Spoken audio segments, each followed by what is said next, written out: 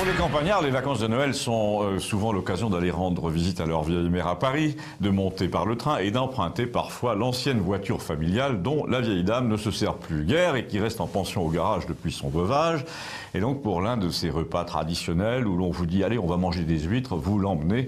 par exemple dans le quartier de Montparnasse, dans la fameuse voiture qui a été tirée du garage pour l'occasion. Et c'est vous qui conduisez, mais votre mère, qui a mis un point d'honneur à vous inviter, puisque c'est Noël, tient absolument à payer non seulement le déjeuner, mais aussi le parc-mètre. Alors votre mère cherche dans son porte-monnaie 3 ou 4 pièces en disant « attends, j'ai ce qu'il faut ». Mais vous jetez un coup d'œil de loin sur l'appareil et c'est plus un parc-mètre à pièces, mais un parc-mètre à carte bleue. Alors je vous entends d'ici, non, je n'ai rien contre les parc-mètres à carte bleue, sauf qu'on n'a pas réfléchi à une chose, c'est que certaines personnes n'ont pas de carte bleue et que donc, tant pis, ils ne peuvent pas se garer où ils sont dans l'illégalité, ils ne peuvent pas se conformer à la loi, ils ne peuvent plus participer à la vie sociale. Et au point où en sont les choses, on se demande pourquoi les parvenus qui nous gouvernent n'ont pas carrément décrété que la carte bleue était obligatoire, tout comme l'Internet d'ailleurs. Alors, ensuite, vous regardez un peu mieux, mais encore de loin comme ça, et pour le campagnard que vous êtes devenu ou redevenu, ces nouveaux parc-mètres parisiens paraissent un peu bizarres, puisqu'ils ont un clavier complet, comme si on devait raconter sa vie, et un écran assez grand et très lumineux, mais pour l'instant, vous n'avez pas compris pourquoi. Alors, le temps de regarder ce que dit l'écran, vous avez compris en tout cas que le dispositif a entièrement changé depuis 10 ans, car non seulement vous êtes obligé de lire le mode d'emploi sur l'écran, et c'est assez long, mais surtout, il faut que vous tapiez le numéro complet d'immatriculation de votre voiture avant de payer. Donc c'est pas seulement un appareil qui vous réclame votre code, il vous réclame aussi un effort de lecture et un effort de mémoire, parce qu'évidemment vous ne connaissez pas de mémoire le numéro de votre voiture,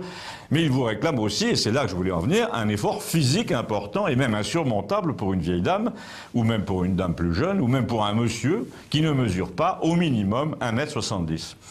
Comme ma mère insistait ce jour-là pour payer le parc-mètre, elle avait bien dû se rendre compte d'une chose incroyable. C'est que lorsqu'on mesure entre 1,55 et 1,60, ce qui est le cas tout de même encore de quelques personnes en France, on ne peut ni lire ce qui est inscrit sur l'écran lumineux, ni écrire quoi que ce soit, faute de voir ce que l'on tape sur le clavier. Vous ajoutez à ça le désagrément d'avoir à rechercher le numéro de sa voiture dans ses papiers, donc de sortir son portefeuille pour lire sa carte grise. Vous y rajoutez le danger qu'il y a à demander à quelqu'un de le faire à 84 ans, et pourquoi pas de taper le code de la carte bleue tant qu'on y est. Vous vous dites que la mairie de Paris se fout quand même littéralement du monde, en l'occurrence. Bon d'accord, c'est notoire, mais là il y a inégalité absolue des citoyens devant la loi. On me dira, les handicapés ont une carte, désolé, mais le fait de mesurer 1,57 m n'est pas un handicap, mais par la faute de la mairie de Paris, ça l'est devenu. Et on ne délivre pas de carte de handicapé pour autant.